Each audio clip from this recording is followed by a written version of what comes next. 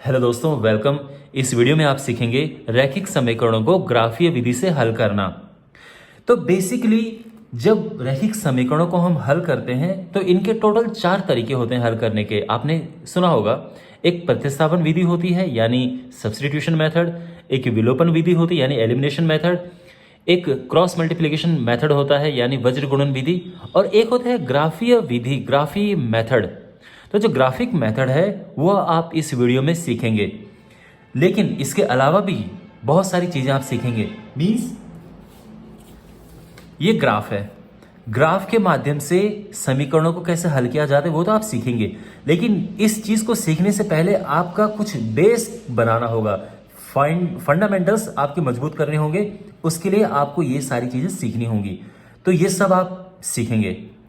तो शुरू करते हैं। सबसे पहले बात करते हैं कि रैखिक समीकरण क्या होता है। इस चैप्टर का नाम है दो चरों वाले रैखिक समीकरण। तो रैखिक समीकरण क्या होता है, देखो माय डियर, एक समीकरण मान लो कि 2x plus 3y is equal to 6 है, x plus y is equal to 8, x is equal to -5, y is equal to 3। ये सारे समीकरण रैखिक समीकरण है, और इनका कारण ये है कि जो इसमें चर है, यानी देखो x और y को हम चर यानी वेरिएबल कहते हैं।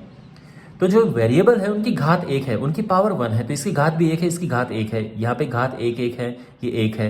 तो इन्हें हम कहते हैं रैखिक समीकरण। रैखिक समीकरण में घात 1 होती है। तो आप देख सकते हैं इस समीकरण में 2 चर हैं, ये भी 2 चर हैं, लेकिन यहाँ केवल 1 चर है और ये भी 1 चर है।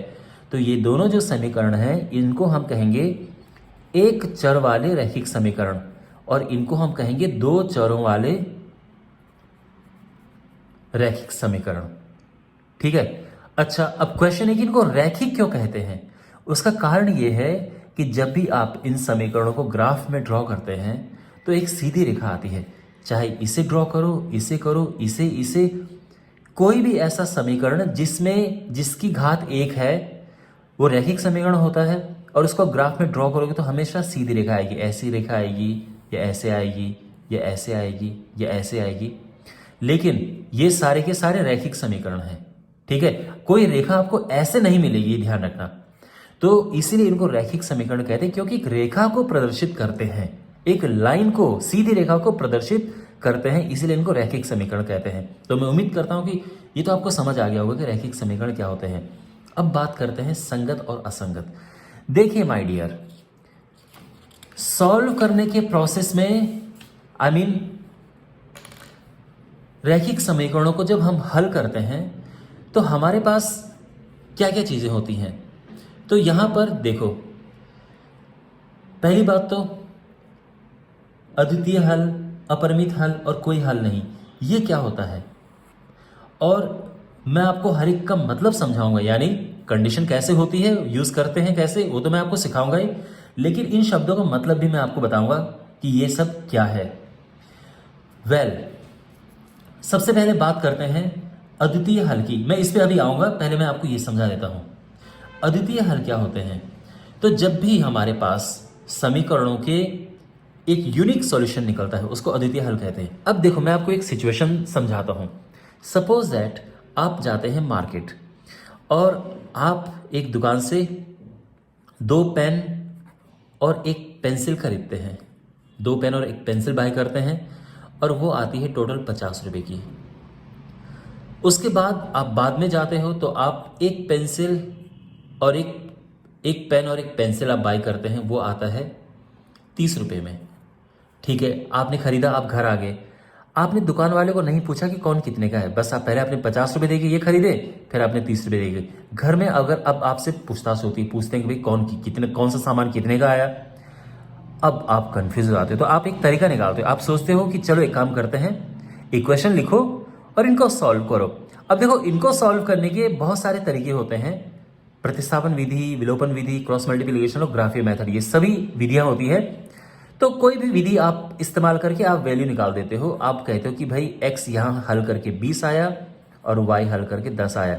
अगर आप नोटिस करोगे, x 20 y 10 यहाँ रखोगे तो भी आंसर आएगा, और यहाँ रखोगे तो भी आंसर आएगा, और इनके अलावा कोई और आंसर आएगा ही नहीं, इनके अलावा कोई और वैल्यू नहीं आएगी। तो इसीलिए इनको कहते हैं अद्वितीय, यानी ऐसा कोई है ही नहीं। कोई दूसरा नहीं है, तो ये हो गया अद्वितीय हल। ठीक है। अच्छा, अब इसकी कंडीशन समझो आप। अद्वितीय हल के केस में क्या होता है, देखो हमारे पास जब दो समीकरण होते हैं तो अक्सर समीकरणों को हम ए एक्स प्लस बी वाई बराबर सी के रूप में लिखते हैं। आप चाहो तो सी को इस तरह भी लिख सकते हो। तो अगर हमारे पास दो समीकरण है a one x b one y c one और दूसरा a two x b two y बराबर सी टू, ऐसे ही मतलब दो समीकरण है, ठीक है ना। तो अगर हमारे पास A one upon A two बराबर नहीं है B one upon B two के, तो उन परिस्थितियों में हमारे अद्वितीय हल आएंगे।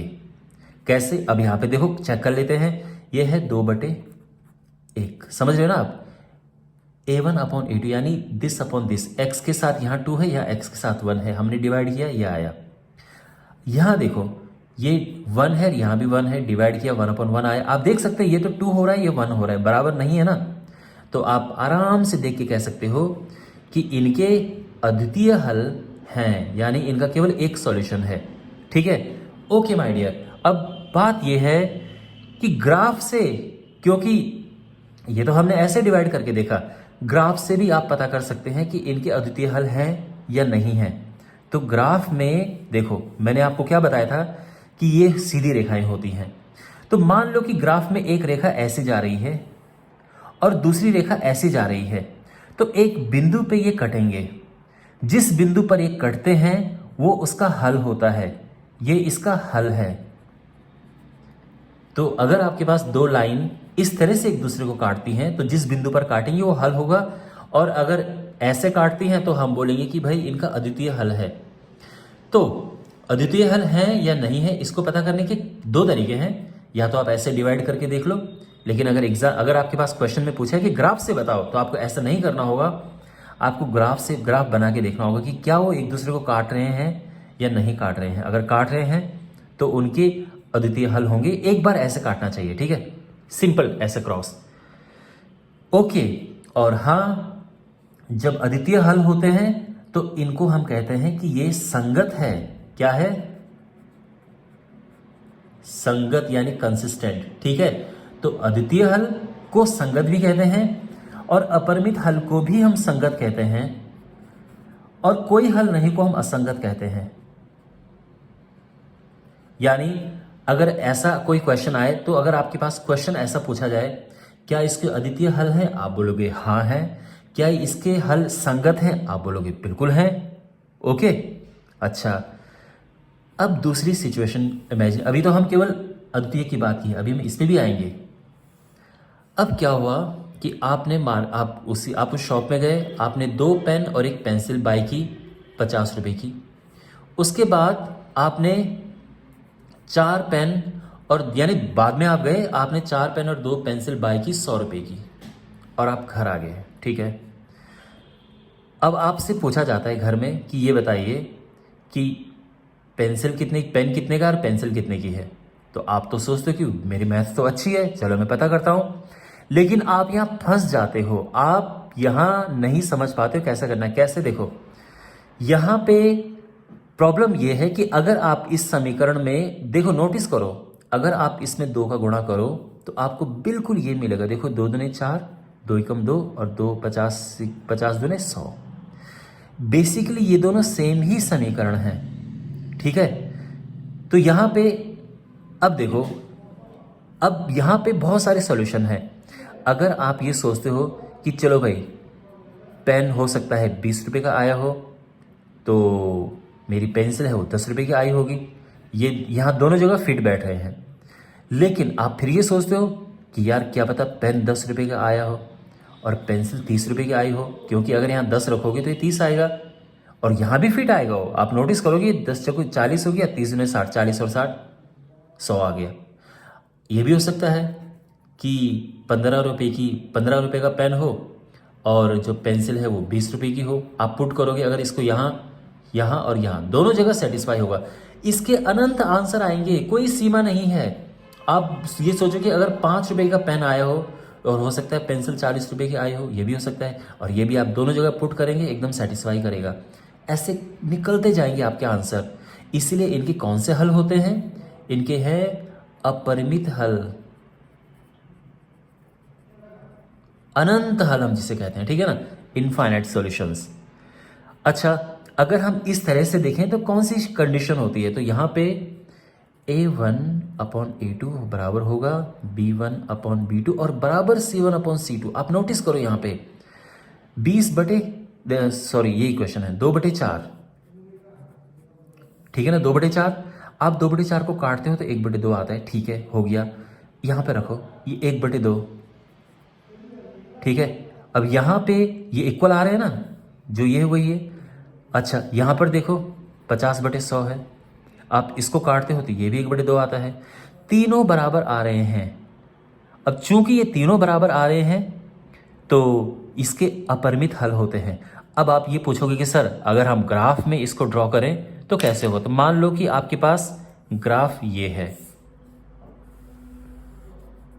ठीक है। वैसे मैं आपको एग्जाम्पल के माध्यम से जो आपकी ये ग्राफ नोटबुक है इसमें भी आपको अच्छे से समझाऊंगा, लेकिन मैं यहाँ पे ब्रीफली समझा रहा हूँ, ठीक है ना। जैसे हमारे पास ये था, ये एक्स एक्सिस एक्स डैश, ये y y dash, origin origin x x dash, ये वाई वाई डैश, ठीक है ना, ये ओरिजिन ओ।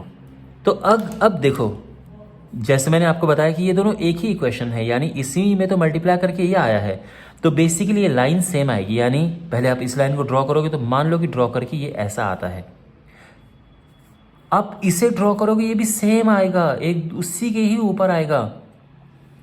तो ये जो लाइन है ये क्या है यहाँ पे? ये लाइन संपाती है।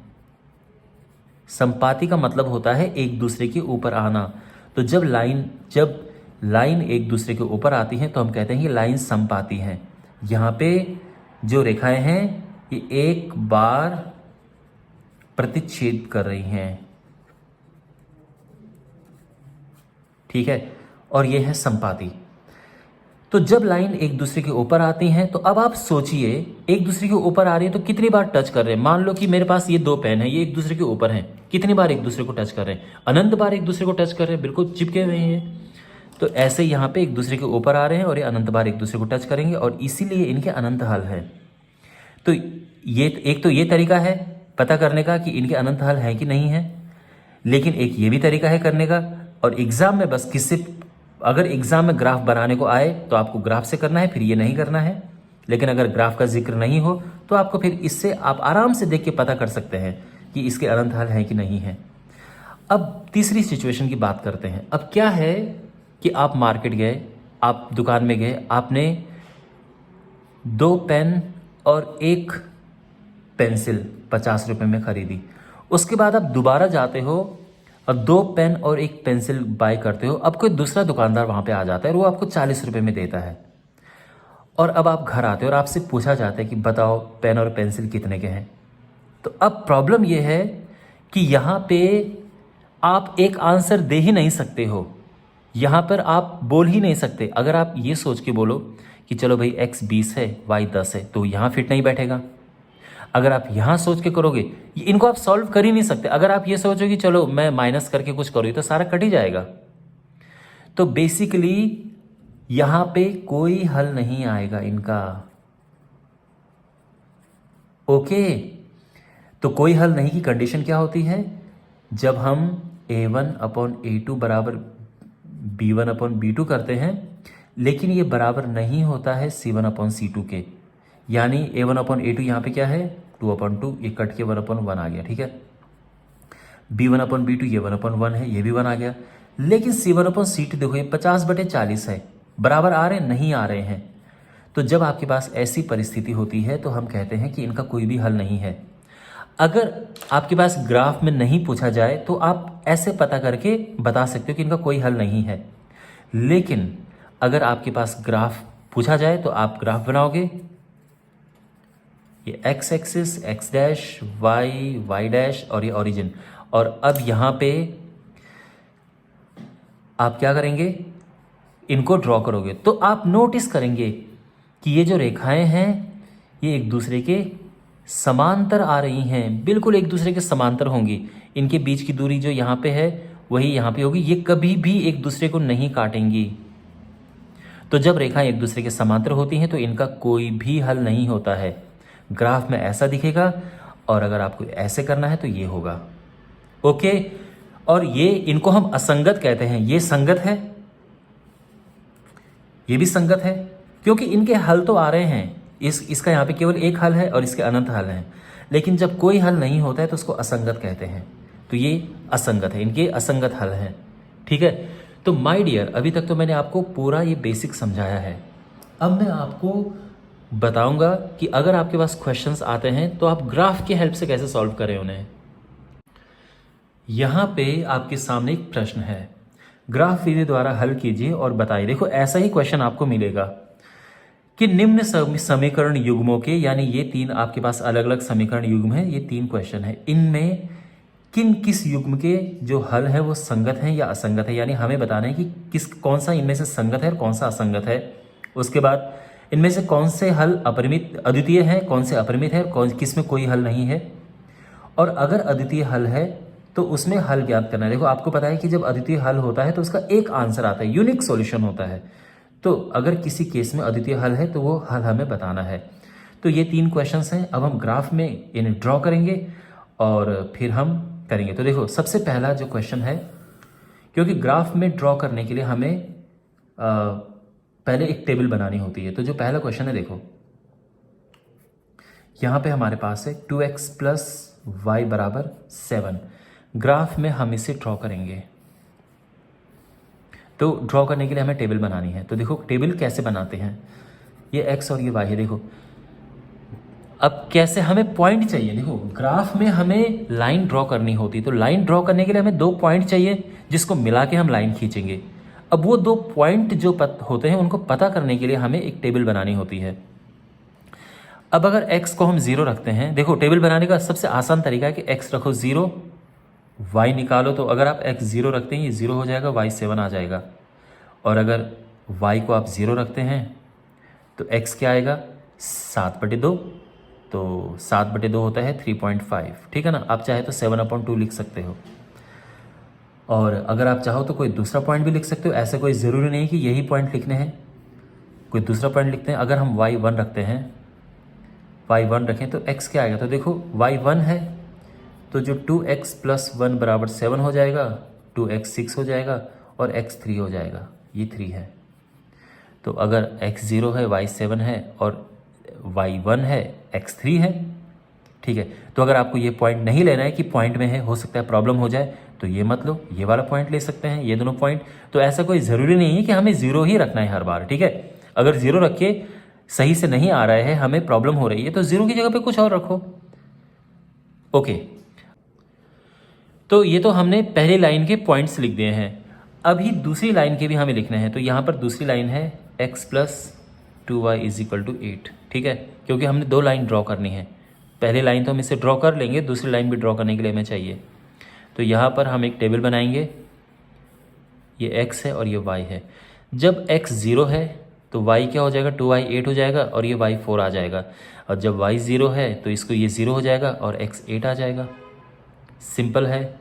तो अब यहाँ पर अब आप देख सकते हैं यहाँ पे सिंपली 0 4 और ये 8 0 आ गया है, बड़ा सही से आ गया है। अगेन कोई ज़रूरी नहीं कि आपको 0 ही लेना है, आप कुछ और भी ले सकते हो। आप यहाँ पे y1 ले सकते हो तो x हमारा 6 आ जाएगा, उससे भी काम हो जाएगा, कोई प्रॉब्लम नहीं है।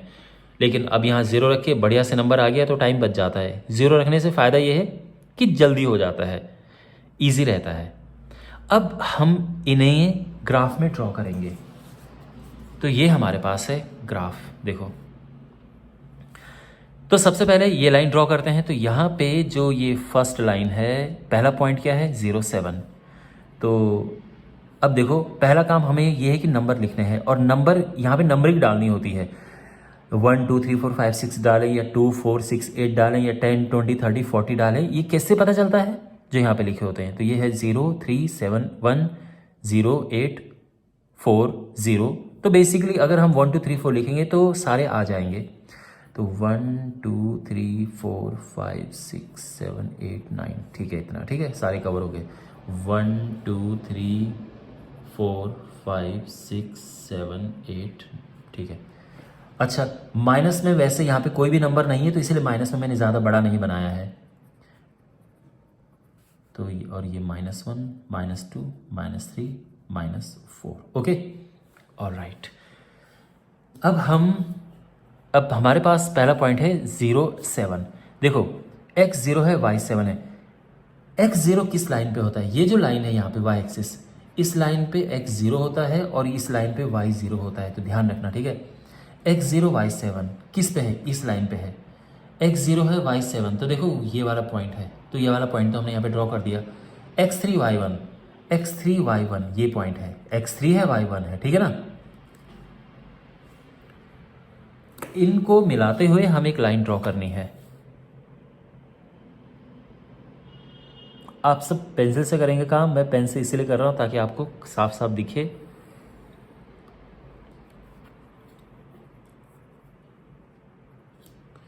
तो यहाँ पे पॉइंट हमें लिखने होते हैं, जैसे ये पॉइंट है 0, 7 और ये पॉइंट है 3, 1 और ये लाइन भी हमें लिखनी होती है। लाइन कौन सी है?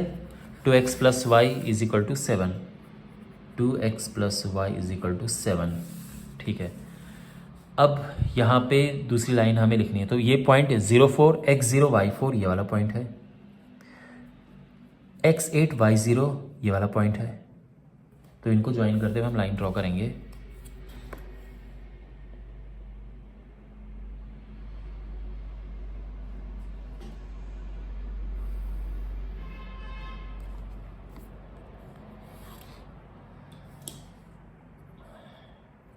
ये पॉइंट 0,4 और ये पॉइंट 8,0। पहले x वाले लिखते हैं फिर y वाले लिखते हैं। अच्छा, ये जो लाइन है ये है x + 2y = 8। अब देखो ये लाइन हमने ड्रॉ कर दी है। यहाँ पे आप देख सकते हैं कि ये इस पॉइंट पे कट रही है और ये इसका हल होगा, ये सॉल्यूशन होगा। और ये पॉइंट क्या है? x तो 2 है और y 3 है। तो आप लिखेंगे यहाँ पे इसके, चूंकि रेखाएं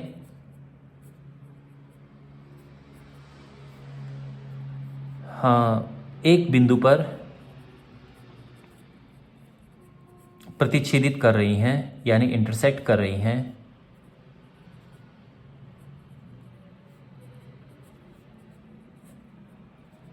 इसीलिए इस समीकरण युग्म के हल अब क्या होंगे? जो जो क्वेश्चन में पूछा गया है। तो अगर क्वेश्चन में पूछा हो संगत या असंगत, तो आप लिखोगे कि संगत होंगे। क्यों? क्योंकि हल है, एक यूनिक सॉल्यूशन है और अद्वितीय है। एक ही सॉल्यूशन को हम अद्वितीय कहते हैं, ठीक है ना। अद्वितीय हल है। अच्छा, अब चूंकि अद्वितीय है तो इसका हल हम बताएंगे। तो इसका जो आंसर है वो क्या है? किस बिंदु पर काट रहे हैं? देखो x2 है और y3 है, देख सकते हैं ना आप। तो इसके हल होंगे x = 2, y = 3। ये इसके आंसर आ चुके हैं, परफेक्ट सॉल्यूशन। ओके, अब हम करेंगे इसका क्वेश्चन नंबर 2। क्वेश्चन नंबर 2 के लिए अगेन जैसा कि हमने क्वेश्चन नंबर 1 में किया, पहले टेबल बनाएंगे और उसके बाद ग्राफ पे ड्रॉ करेंगे और फिर हम किसी नतीजे पर पहुंचेंगे कि हमें क्या। तो यहाँ पे जो क्वेश्चन नंबर 2 है, सबसे पहले रेखा है x + 3y = 6। तो इसकी हम टेबल बनाते हैं। तो यहाँ पे x जब हम 0 रखते हैं, x 0 रखा तो y क्या आता है? ये हमने 0 रख दिया, तो 3y = 6 आ जाएगा और 3 दूने 6, ठीक है। तो ये 2 आ जाएगा। आप चाहो तो प्रॉपर सॉल्व कर सकते हो। x = 0 रखा तो 0 + 3y = 6 आ गया। 3y 6 है, x = 6/3 यानी y = 6/3 यानी 2 आ गया है, ठीक है। और जब y 0 है तो x क्या होगा? अभी पूरा 0 हो गया तो x 6 हो गया।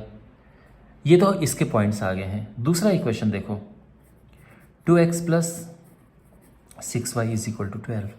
अब आप देखेंगे यहाँ पे x y, तो यहाँ पे x 0 है। अगर x 0 है तो y क्या आएगा? तो देखो 6y = 12 है तो y 2 आ जाएगा। और y अगर 0 है तो x क्या आएगा? 6 आएगा। आप नोटिस करेंगे ये सेम टेबल आ रही है।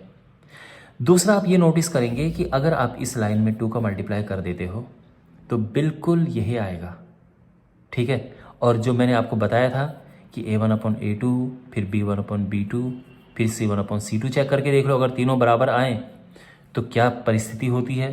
तो यहाँ पे तीनों बराबर आ रहे हैं, यानी अगर आप देखो तो ये 1/2 है, ये भी 3/6 है, तो वो काटने के बाद 1/2 ही होता है।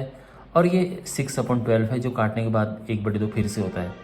तो यहाँ पे तीनों बराबर हैं, और चूंकि तीनों बराबर हैं तो इसके क्या बताया था हमने, अनंत हल होते हैं या अपरिमित।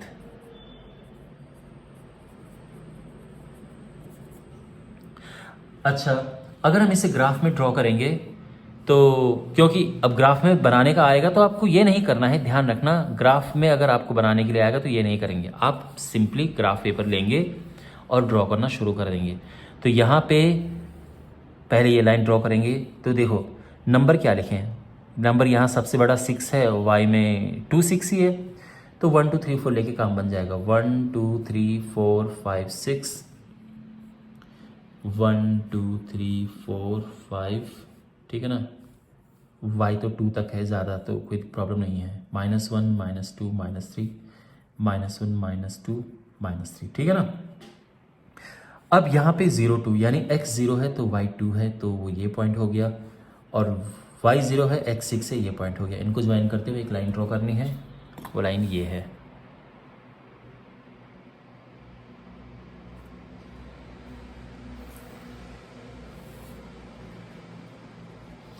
तो यहाँ पे 0,2 और यहाँ पे 6,0 पॉइंट लिख दिए हैं, और ये समीकरण कौन सी है, x + 3y = 6। ओके, एक समीकरण हमने ड्रॉ कर दिया। अब मैं आपको पूछूं कि आप दूसरी समीकरण ड्रॉ करो, तो आप बोलोगे सर ये भी तो सेम ही है, पॉइंट सेम है तो समीकरण सेम है। बिल्कुल माय डियर, दूसरी भी सेम ही है, ठीक है ना। तो मतलब एक उसी के ऊपर आएगी है, तो एक ही लाइन बनेगी हमारी। तो हम दूसरी नज़र से देखें तो ये देखेंगे कि दोनों लाइन एक दूसरे के ऊपर आ रही हैं, है ना। तो जो दूसरी लाइन है वो क्या है, 2x + 6y = 12, दोनों लाइन एक दूसरे के ऊपर आ रही हैं। तो हम इसको कहते हैं कि जो ये रेखाएं हैं, यहाँ पर जो ग्राफ इनके हैं या रेखाएं समपाती हैं, इनके ग्राफ जो बने वो समपाती हैं। समपाती यानी एक दूसरे के ऊपर आना, ठीक है। और इनकी वजह से क्या हो रहा है कि जो इनके हल हैं, इनके हल पहला तो संगत होंगे, क्योंकि मैंने आपको बताया था कि जब हल आते हैं, चाहे एक हल हो या अनंत हल हो, हम संगत लिखते हैं। दूसरा, इसके अपरिमित हल हैं, क्योंकि दोनों लाइन एक दूसरे के ऊपर आ रही है। तो सोचो एक दूसरे से ऊपर आ रही है तो कितनी बार टच कर रही होंगी, अनंत बार टच कर रही होंगी एक दूसरे को। और तीसरा तो हल उसका है ही नहीं, क्योंकि यूनिक तो है ही नहीं, अनंत हल है इसके, तो ये हो गया है। आई होप आपको समझ आ गया होगा। अब करते हैं तीसरा क्वेश्चन। क्वेश्चन नंबर 3 में हमारे पास ये समीकरण है। सबसे पहले इनका टेबल बनाएंगे हम। तो x माइनस, एक क्वेश्चन नंबर 3 कर रहे हैं, x - 2y = 4, तो इसका टेबल बनेगा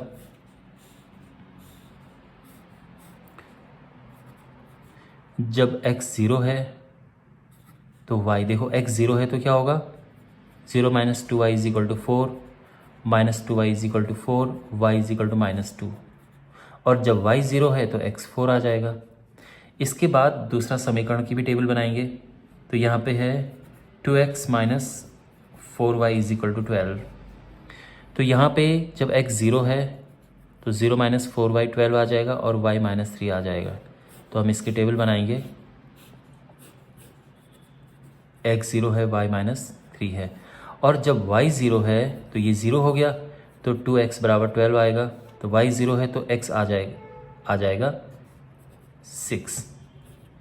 अब इनको हम ग्राफ पेपर पे ड्रॉ करेंगे। तो अगेन सबसे पहला काम होता है कि ग्राफ पेपर पे हम नंबर क्या लिखें। तो ये छोटे नंबर हैं तो 1 2 3 4 से लिख के भी काम बन जाएगा।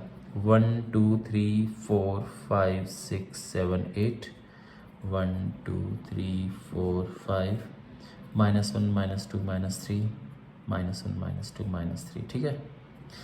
ओके, पहला हमें ये लाइन ड्रॉ करनी है। तो x 0 y -2, देखो x0 इस लाइन पे होता है, y-2 ये है, y0 x4, y0 इस लाइन पे होता है, ये है। इन दोनों को ज्वाइन करते हुए हम लाइन ड्रॉ करेंगे।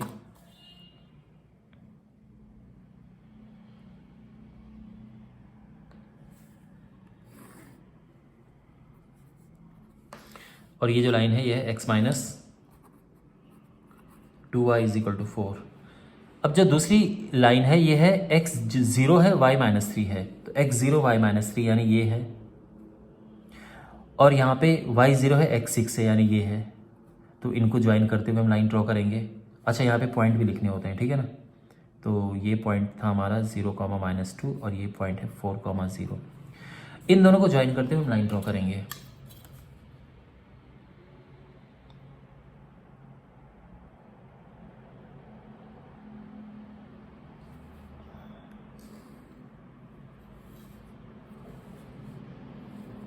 ये पॉइंट है 0, -3 और ये पॉइंट है 6, 0।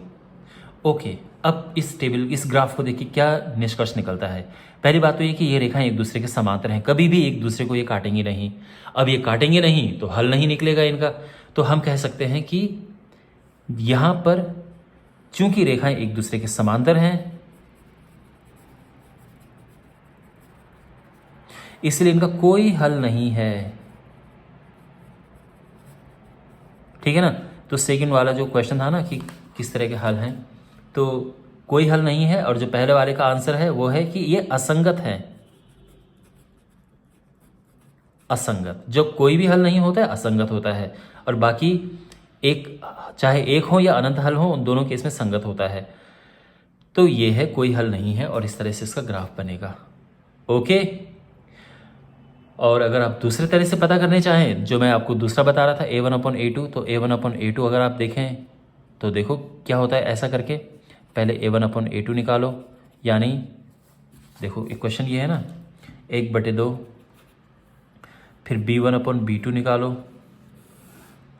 तो -2/-4, माइनस से माइनस कटा, 2 × 2 2 दूनी 4, और फिर ये 4/12 करो, ये है c1/c2, तो ये 1/3 आ जाएगा। आप नोटिस करेंगे कि a1/a2 बराबर तो है b1/b2 के, पर ये बराबर नहीं है c1/c2 के, जो कि मैंने आपको समझाया था।